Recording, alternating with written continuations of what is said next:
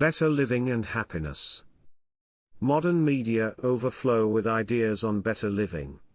Most of these ideas focus on health, wealth, careers, relationships, family, living arrangements, environment, vacations, food, beauty, fashion, cars, or entertainment.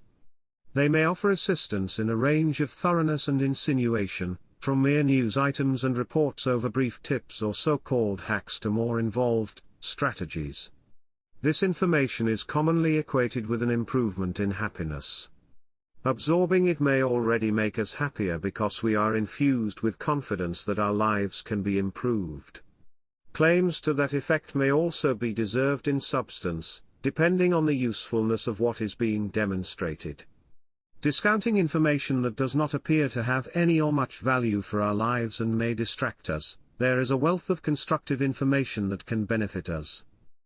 But in the utility of actionable information lies a deeper question few sources or conveyors of it are trying, and none are fit, to answer: what is it ultimately good for?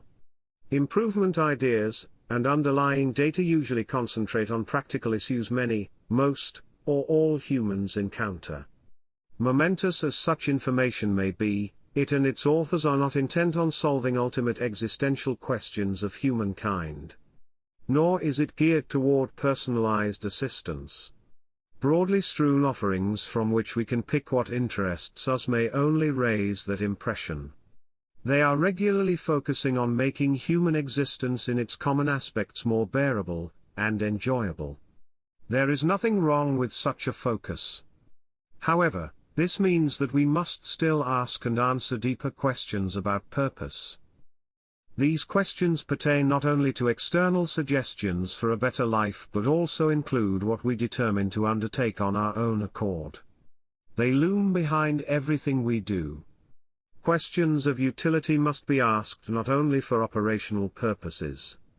Consequently asked, they can lead us to notions of deeper meaning in our existence. There may be a number of levels of reasons to advance through until we arrive at questions of deeper and ultimate purpose. Logically, all initial and sequential inquiries into reasons would be dealing with issues of utility serving our ultimate concerns. We may not arrive at one single ultimate purpose.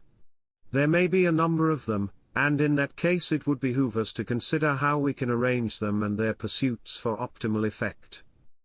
Some might doubt the importance of progressive questioning, until we arrive at one or more ultimate purposes. Our immersion in external and our own ideas for a better life may imply to us that one, some, or a sum of them, if judiciously selected, can give us adequate fulfillment. Why should we not simply try to lead a life in which we fare well in practical terms of living and be content with that? The answer to this question begins to materialize as soon as we ask it, because without purpose nothing matters. Commonly traded notions of a better life combined or in selections do not reveal purpose, at least not by themselves. At best, they address tools by which we can pursue purpose and give us indications of fields in which we may find purpose. But more frequently, they focus on diversions and luxuries that do not serve ultimate purposes.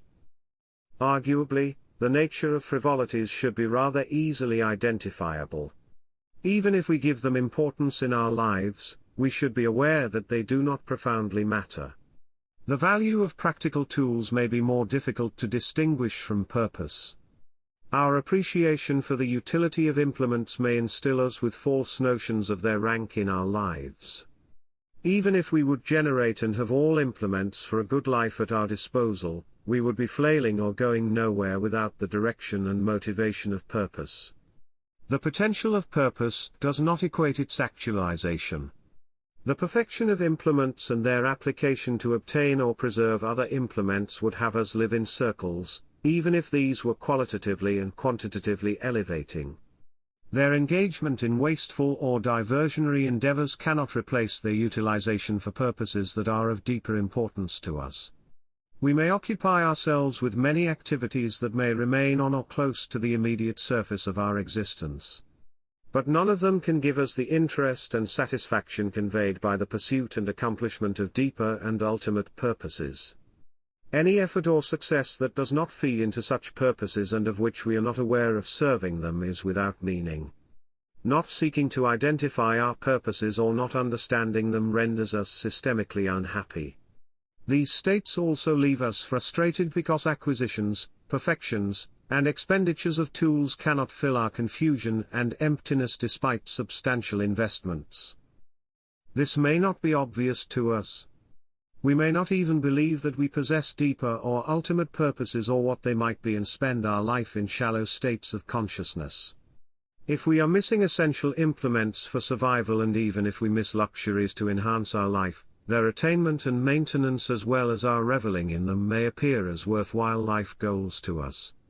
We may imagine and may be led to believe that utilitarian or frivolous implements or applications are ultimate purposes in themselves, or that they serve objectives we erroneously accept as ultimate purposes. It may take our reaching and being secure in the achievement of such objectives to realize that they do not give us the fulfillment we imagined and that we hunger for something different. Many of us may fill our lifetime with utilitarian or frivolous pursuits without ever reaching a level of saturation that would make us discover the resulting wisdom of their nature. Even if we should reach saturation of means and diversions, we may erroneously conclude from our lack of fulfillment that we have congregated insufficient quantities or qualities of them. The necessary realization about our failures and ultimate purposes may never arrive or may come at a regrettably late point in our life. Many individuals may then fail to explore their existence on deeper levels due to a genuine lack of insight. Others may understand to an extent that it is essential to identify and follow ultimate purposes. But the onslaught of practical concerns in which they are immersed may distract them from asking questions about ultimate purpose in a resolving manner. They may become preoccupied with an abundance of practical problems and inquiries on how to address them and address them best. They may also fear deeper inquiries for not having answers or summoning painful concepts of change. They may stop short of considering their existence in its deeper aspects despite their suspicion or conviction that there is or should be more to life. This may be a disquieting state of existence. Still, without an effort of resolving such discomfort, they are similarly clueless as individuals who naively believe in the ultimate importance of subordinated or frivolous pursuits. They may therefore similarly participate in chasing purpose in such pursuits. There may be interests for whom such lack of clarity would be beneficial because they might use it to pursue their purposes. They might try to insert their ultimate or subordinated purposes in subjects' minds to have converted subjects advancing such purposes. Or they may be content with a confusion of purpose in subjects and having them concentrate on more superficial or unhelpful conditions. The exploitation of others proves that such interests have not found or reconciled their own purposes and that they pursue misguided objectives. But they may succeed in hiding these from or selling them to subjects. With or without external influence, many individuals may never prompt themselves seriously about their purpose. They may live and end their life inconsequentially and possibly subject themselves to tribulations based on their failure to set and pursue a rewarding course. Unease with such conditions may not prompt them to pursue their own investigations. Instead, they may seek a shortcut by adopting external propositions of purpose that they may not wish to question further. This provides nefarious interests with another opportunity to consign unconsidered individuals in the pursuit of their purposes, even if approaches to abuse them were initially ineffective. Either way, it is easy to see how vulnerable the lack of devising their own purposes makes individuals to being misled, and to sacrifice their life to purposes that are not theirs, are imaginary, or make them waste their life. Not investigating our purpose is then obviously a grave omission we need to remedy if we want to improve our happiness. My work is targeted to support individuals in this regard.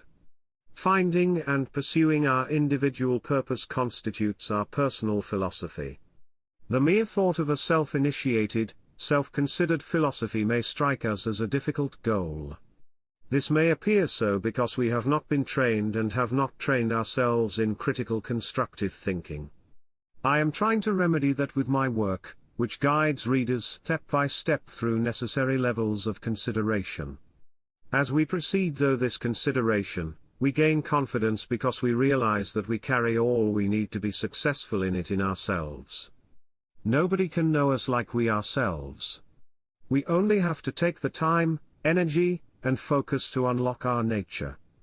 Once we understand it, we possess all the pieces to establish and carry ourselves as a purposeful being whose activities are reconciled to meet our purpose. As demanding as it may seem to establish and act according to our own philosophy, endlessly searching and grasping at superficial remedies is much more exhausting and cannot satisfy us. There is no alternative to the authenticity of self-discovery and self-realization if we want a truly happy life.